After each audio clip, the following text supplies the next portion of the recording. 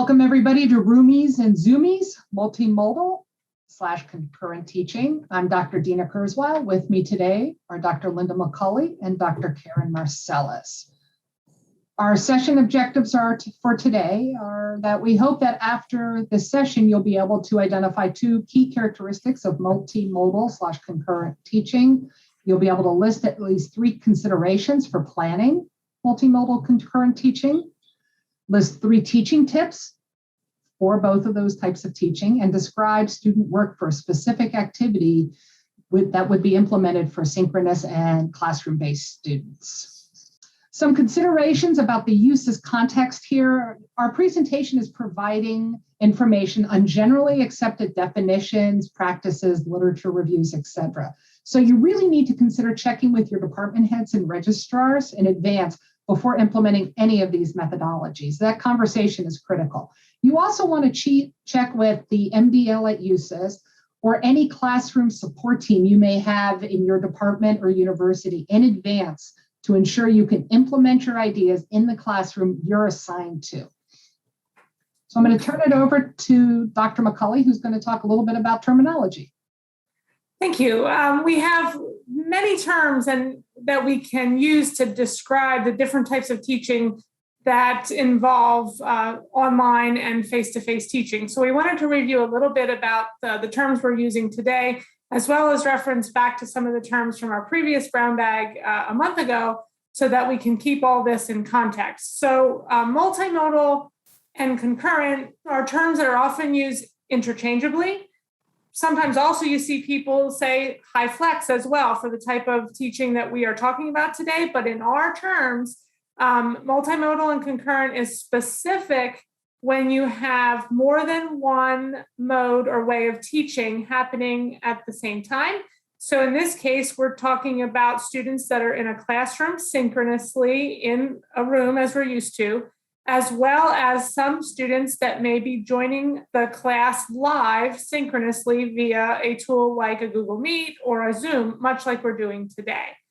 So that's what we're talking about, multimodal or concurrent in this context, is using Zoom or Google Meet or other web conferencing tools to beam in students who may not be able to physically be in the classroom for one reason or another. When we think about hybrid or high flex, like we talked about last month, that is a more specific term used for when the students are choosing if they are coming to class in the room or if they're using their time online asynchronously to do the work. But in our case today, we want to talk about the synchronous work where everyone is working at the same time, not necessarily at the same place. Because we know students are going to potentially have to quarantine because of the ongoing COVID issues, or maybe they just have other complications in their schedule that makes them not be able to come to class in the physical classroom. So having this option of a multimodal or concurrent session that they can join is a great idea to keep everybody online and in the class on time. I'm going to turn it back over to Dr. Kurzweil for some faculty considerations of this multimodal or concurrent teaching methodology. Thanks, Dr. McCulley. So one of the first things you want to consider as a faculty member is developing a reoccurring meeting link. But you want to use the same reoccurring meeting link for every class. This is really important so that everybody understands exactly where they need to go, when they need to go there, and how they need to get there. Now, Zoom does have some limitations on how many recurring meeting links you need to do, so you may want to develop one for the initial start of your class, and as you get towards that link ending, maybe develop another one. You want to post the link both in your LMS, your syllabus, places where your students are going to know where to see it. You can even do a meeting invite. But one of the important pieces you don't want to do is don't post the meeting link on a public website. You don't want any bombers to get in there and do inappropriate things or be sitting in on your class. So make sure that you don't post it on a public website and you ask your learners not to share it with people outside of your learning group. Also, you want to adjust the security settings for your web conferencing tool as much as possible to make sure people are actually allowed in, possibly, maybe use the waiting room, things like that. Don't forget to set your recording to automatically recording if you're able to do that. And you want to let people know that we're recording, like today, we're recording this session. So you want to be sure everybody understands it's being recorded. You want to be sure everybody knows this is going to be posted somewhere for later use. We're posting this to YouTube for later use. So be sure that you have that all in place before you get started. One of the big pieces that we find that learners really need some time with is actually posting chat questions and doing it privately. They may have a question they don't want to share with the group. So you need to consider how learners are going to send you anonymous or private messages to you as the teacher or your team teacher who's observing the chat, so that they can get those type of questions out of the way, let you know something's happened, an emergency, one of those one-on-one things, so that you can deal with those private issues outside of the larger group chat. Now, regarding audio, you want to be sure that you have as high of audio quality as possible. It's really important. And you want to check your microphones or speakerphones for the setup that you have in place. Students in class will not be joining the audio. This is going to cause an echo with your audio. So you want to avoid feedback within the audio space.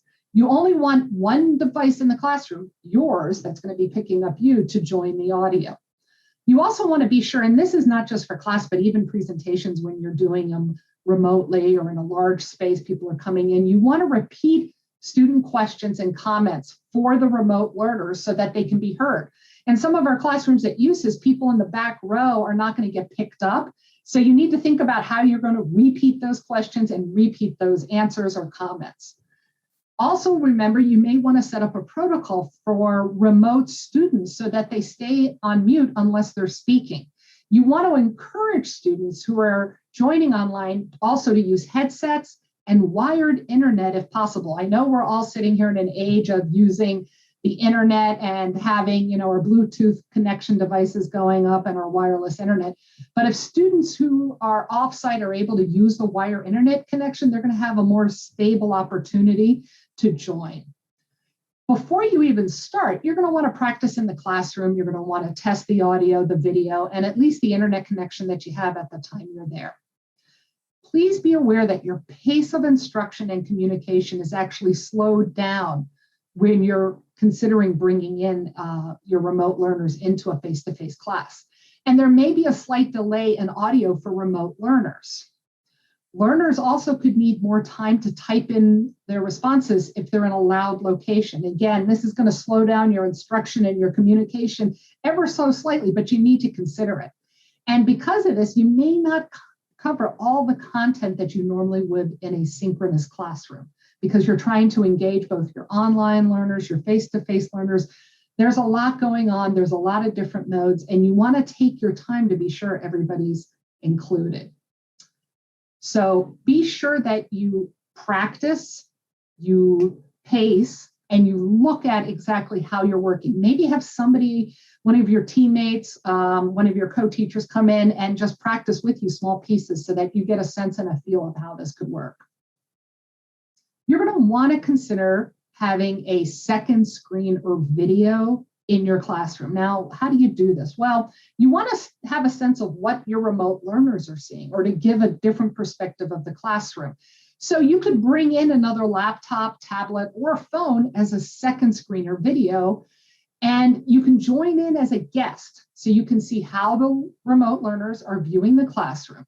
You don't want to join the audio, because this is really just to give a second sense of the room and who's in the room.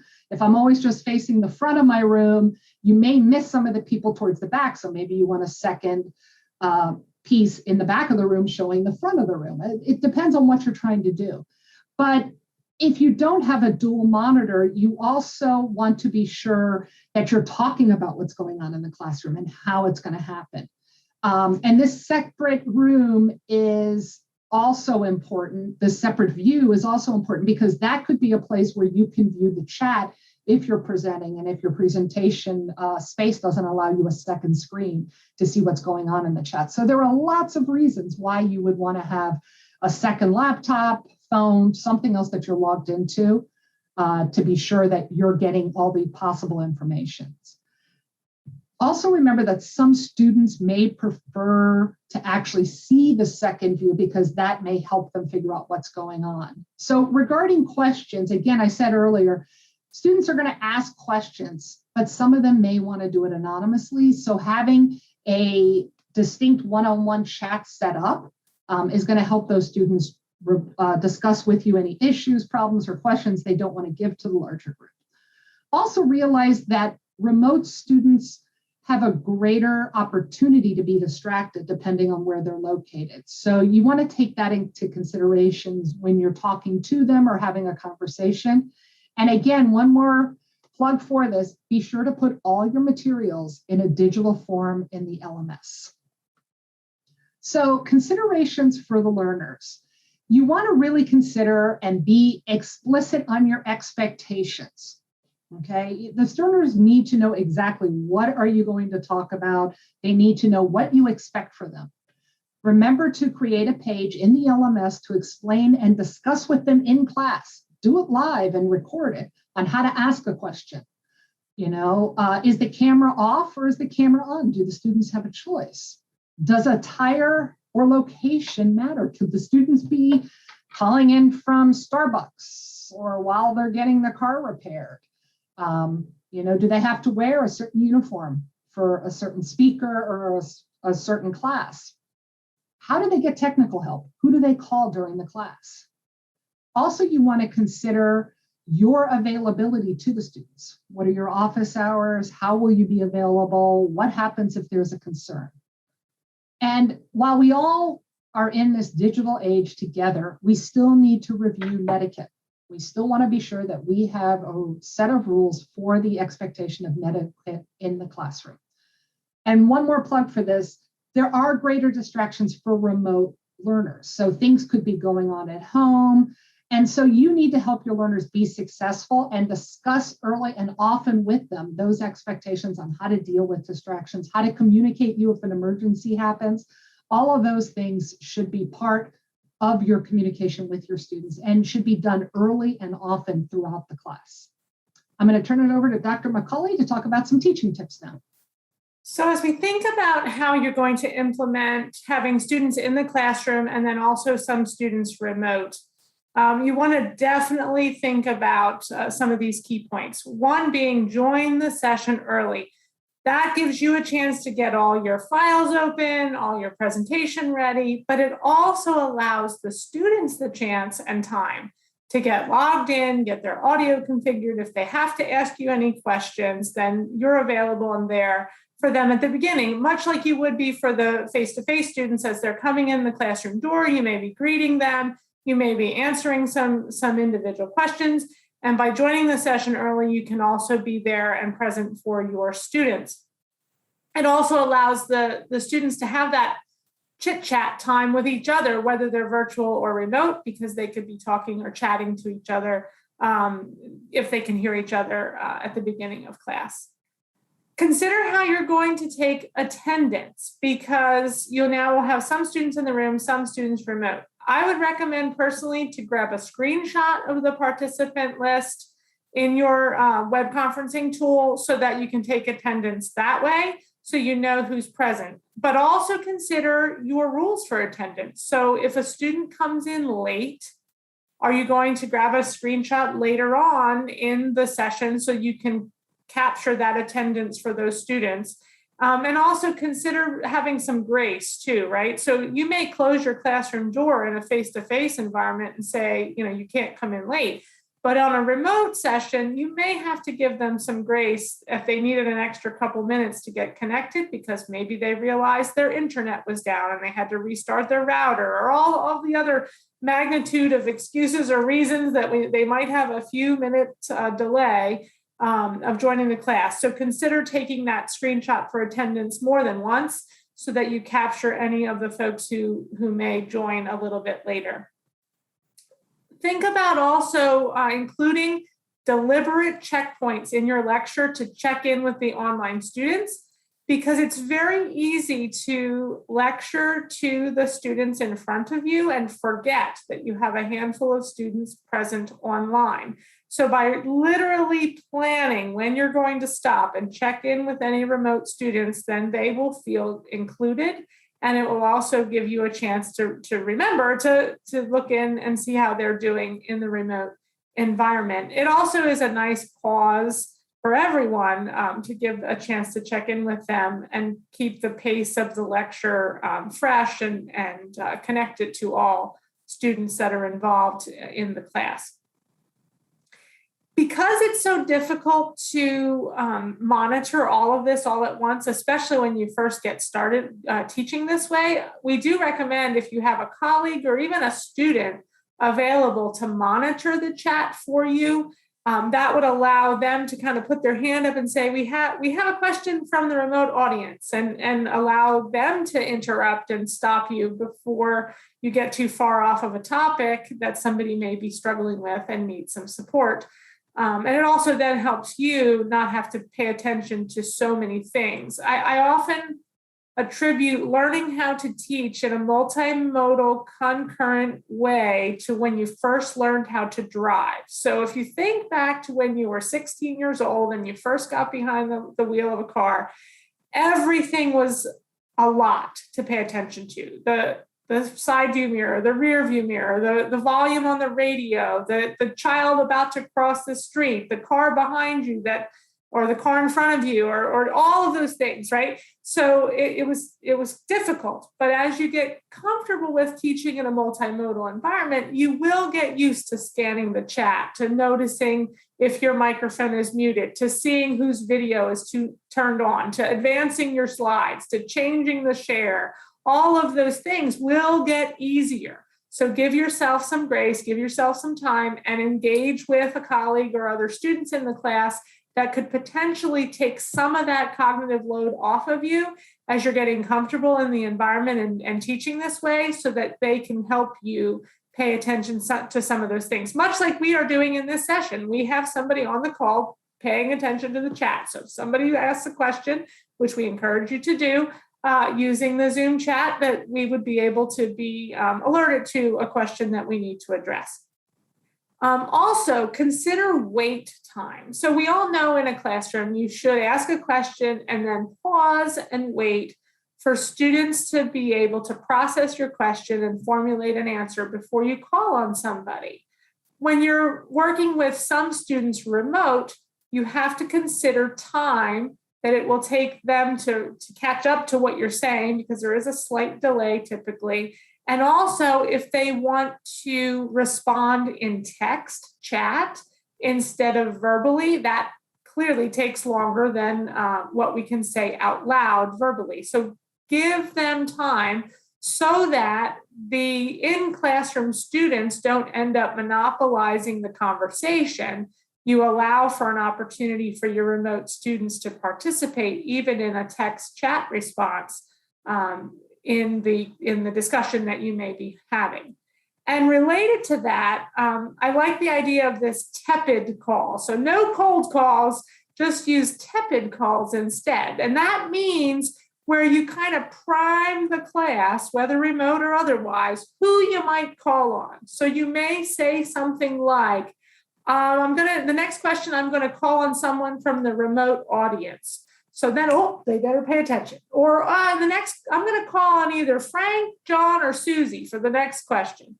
And then those three students, no matter whether they're remote or in the classroom, are, paying attention again and thinking about what you're asking before you ask it, so that they're ready to respond. Because sometimes if you just cold call, especially in a remote environment, the students may not have heard your question. They may not have been paying attention. Their audio may have cut out, whatever. And then that wait time, you're like, well, are they going to answer? Did they hear me? And it gets awkward, and you lose that flow of your lecture. So kind of priming the pump and giving them a sense of when you might call on them with this idea of a tepid call facilitates the conversation to keep moving and to keep flowing. Some other tips for you, we mentioned earlier, but it's worth saying again, because you're the one on the mic, you're the one with the audio, repeat comments made by the in-class students so the remote students can understand and hear what they are saying. because those other students in the room likely will not be picked up well, if at all, on the microphone that you may have at the front of the room. And it's also a good idea to have students say their name before they speak so that everyone knows who's talking, because particularly the students in the room, there's lots of students in the room, there could be lots of conversation. The remote students may not recognize the voice, and there's no way for them to be identified that they're the ones speaking unless they identify themselves by name. During a lecture, it's also a good idea to spotlight the instructor video. So that is the video that is displayed for the remote students, particularly if you would have multiple devices that you're logging in with. Make sure you spotlight the video for the one that you want them to see, in case there would be other views that could distract them. And then also, you could consider how you're going to have your in-person and your remote students interact. So consider ways that you can make sure they feel like they're in one class, they're in a cohesive group, regardless of whether they are remote or whether they are face-to-face. And one way to do that could be potentially to have students in the class join the web conference so that they can chat back and forth to each other, so that they can share screens. But if you do that, remember, tell your students in the room, do not join the audio conference. So if you're using Google Meet, that means before they join the meeting, they have to hit the little circle button to mute their microphone. If you're using Zoom, that means they join the meeting, and then when the pop-up comes up to join the audio conference, they can just hit the X and cancel it. They don't have to join. So slightly different workflow depending on the tool you're using, but definitely say that to your students out loud before you share the link with them and have them join, because otherwise you will have squeals and echoes and all sorts of terrible ear-piercing noises that would be probably terrible in the classroom, but even worse for your remote students who might be wearing headphones. So definitely consider that before you go through that possibility as a way for them to interact. And then, as we mentioned earlier too, it is nice to use a second device as an alternate camera view. So if you did bring your phone or your iPad or your laptop, you could potentially use that camera on that connection to, say, show your whiteboard, or to turn it around and show the remote students the actual classroom so that the students in the room are visible. So consider ways you could use an alternate camera view. Or I've even seen people use their cell phone as a document camera because they have something on a piece of paper that they want to share with everybody. And so they take their phone and they turn it upside down on the piece of paper so that everybody can see that as a makeshift document camera. So there's lots of opportunity there to potentially show content to everybody by using a second device. And as we already mentioned, it's always a good idea to record the session for future use, because then if you do have a student who drops out because of a connection issue, or because you want to use it again in the future, because you might want to teach in a high flex modality like we talked about last month, then you've captured that content to be used in other ways. All right, well, we're going to kind of switch gears a little bit here and talk about some potential activities that you might do in a classroom environment where you're teaching with Zoom or Google Meet and also have students in the classroom, and how you might deliver this in a way that works for everybody involved. So one idea is to use breakout rooms. So typically speaking, you might have, small group discussions in a classroom. Well, how would you accomplish that when you have some students who are also virtual in Google Meet or the Zoom? So you could use the tool breakout rooms that are part of both Google Meet and also Zoom. Before you use breakout rooms, though, with your students, you want to make sure that you have some kind of deliverable or some kind of assignment that students are doing while they're in that breakout room, so that they have a focus for their conversation or a focus for their time together, so they don't just go off and do something else altogether. Because you can't necessarily monitor every breakout room at the same time.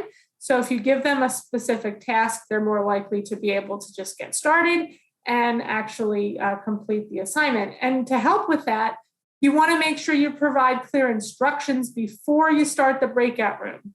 So if there's any documents that they need or any links that they need, make sure you provide those in the main session before you start the breakout room so that everybody can open it up before you start the breakouts and actually have access to it, because otherwise you have to sit there and jump from breakout room to breakout room and keep posting the link over and over again, which would take a lot of your time and take a while for you to get to everybody, and it would delay the work.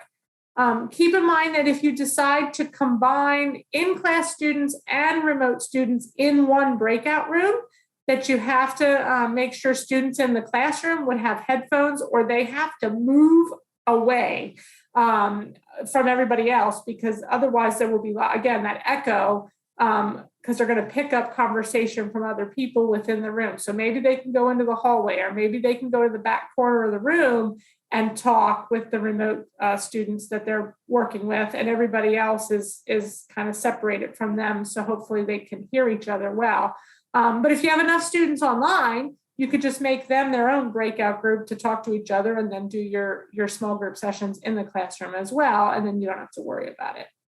Do keep in mind that if you are using Zoom, they change the security settings so that by default, only the host of the meeting can share their screen.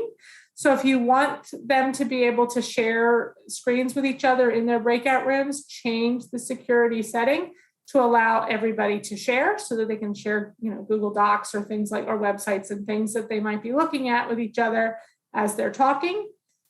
And then consider how you could actually use this tool of a breakout room or these small groups to do things that you would normally do in a classroom. So you might be able to use breakout rooms to do demonstrations, where you as the instructor would pop into a breakout room and actually give a demonstration to your virtual students.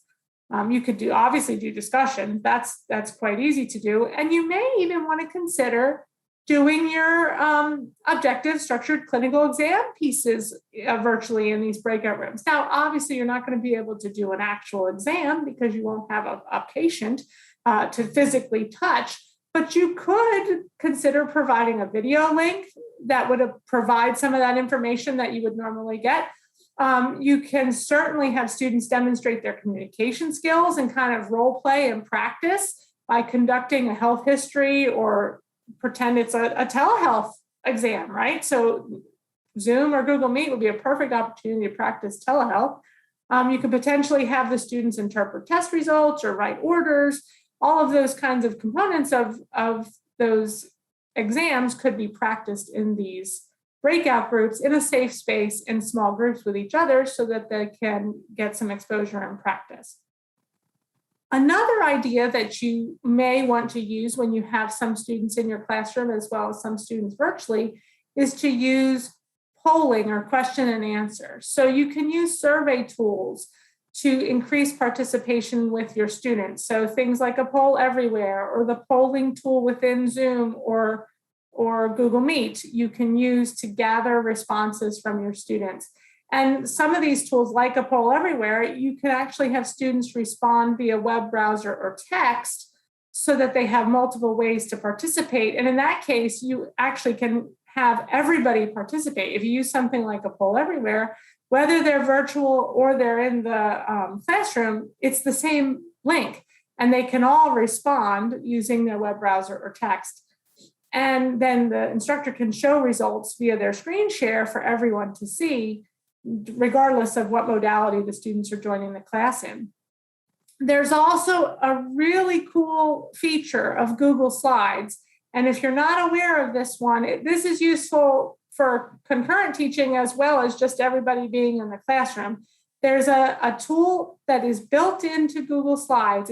It's somewhat hidden, but when you click on the presenter view option, so when you're in a Google slide, there's a big button that says present, but then there's an arrow next to it. And that little arrow next to the present button, if you click on that, there's a choice then that says presenter view.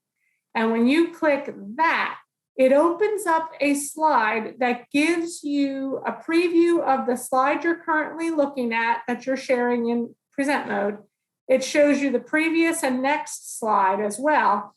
And then it has a tab on the other side that you can toggle between speaker notes. So you can look at your speaker notes so you know what you're talking about and lecturing about.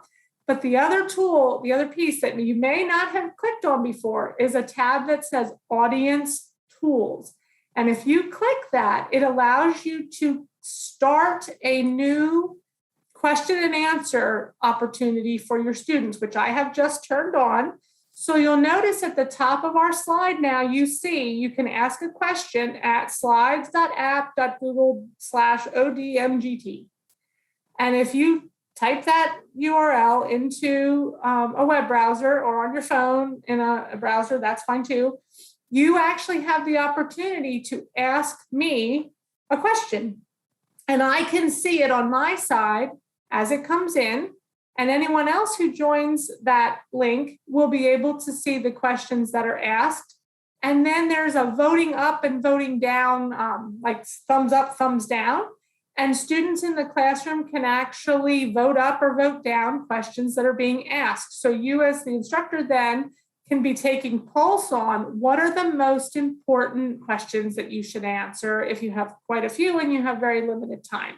So we have the link actually now hot linked in the chat. So if you want to not have to type it in yourself and you want to ask a question this way to test it out, you can go to that URL and ask questions as we go. And I'll keep an eye on that when we get to the question and answer portion in just a few minutes. We can certainly use this as well as the chat within the session. Okay. It says, I'm getting unable to ask questions. So it could be that you're not on usuhs.edu because it does say on my settings that currently I had it set to that. So let me switch it to anyone and we'll say, okay. And now everybody can submit questions. Now, in the instance of your classes, consider if you want to switch that to anyone, because then if somebody shared out this link somehow, literally anyone could ask questions. But the nice part is I'm the only one seeing them. So even if somebody asks a crazy question, I don't have to show that to anybody else but myself. But the nice thing is if somebody does ask a question that you want to share with the class, there's a button for each individual question to actually present. So if I wanted to take Beth's question and show it to you, this is a question she put in, what is your favorite tool in Google Slides? We could then have a conversation about it. The question is up and available for everyone to see. And then when I want to go back to my regular slides, I just hit the hide button and it goes back to the slide that I was on. Also realize, depending on where your students are located, depending on the restrictions at the specific site you're at, some of these tools may not be available. So you really need to practice and be sure everything that you're planning on implementing is going to work. Again, that goes to the very initial statement that we started with, which was talk to your organization to be sure what you're going to do can actually be done and plan about it in advance. Planning is a really big part of this whole process. And one other note about that Google Slides question tool, it generates itself when you it generates a link when you turn it on. So for example, you could not generate a question in advance and then distribute it in advance. It's going to be generated on the fly. So right. As soon as I hit that audience tool and then I start, there's a button you click to start it. That gets us the link at the top of the slide and it will be unique each time. So feel free to use that if you'd like to ask questions as we go, but also you can use the chat in our Zoom meeting as well. And then last but not least, there's lots of other things that you can do related to converting your face-to-face class to an online environment. And this particular link has a whole list of things.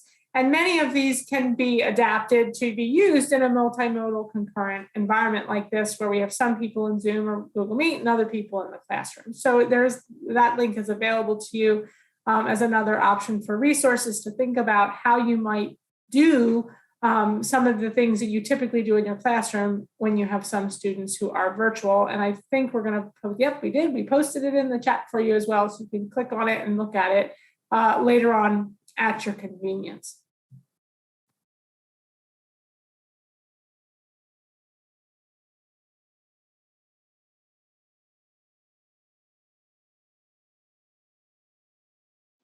Thank you for watching today's Teaching with Technology Brown Bag session. You can view all Teaching with Technology Brown Bags on the USU YouTube channel under the full ETI playlist. Have a nice day.